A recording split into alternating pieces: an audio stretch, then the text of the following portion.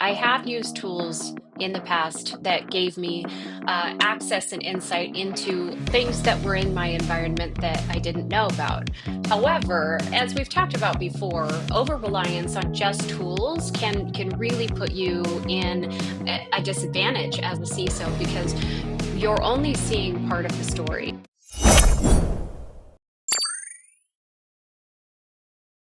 Security tools can provide a lot of visibility. We need them for visibility.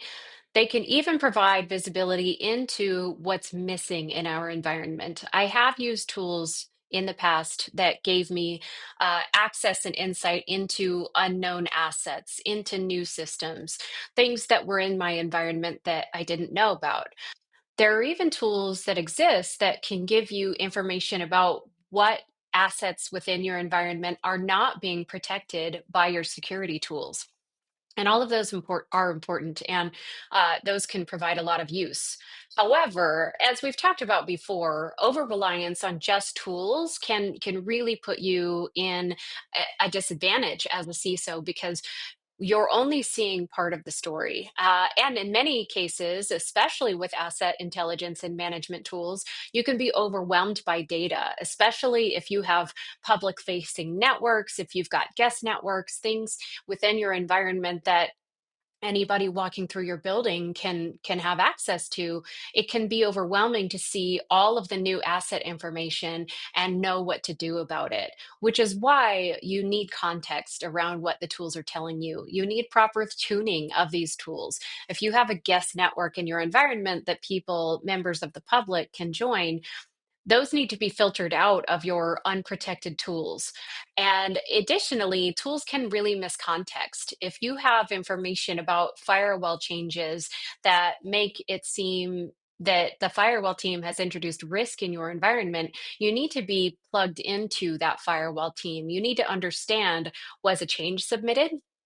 Is there something I need to know about this change? Is it temporary? Is it introducing risk?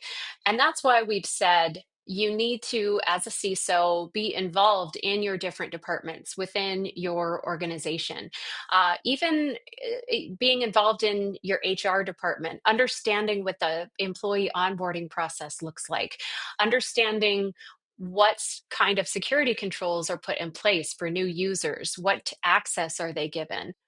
The different departments within your organization can give you more context around what's going on in your environment and can provide the data you need in order to gain holistic visibility to what's going on, to the risks.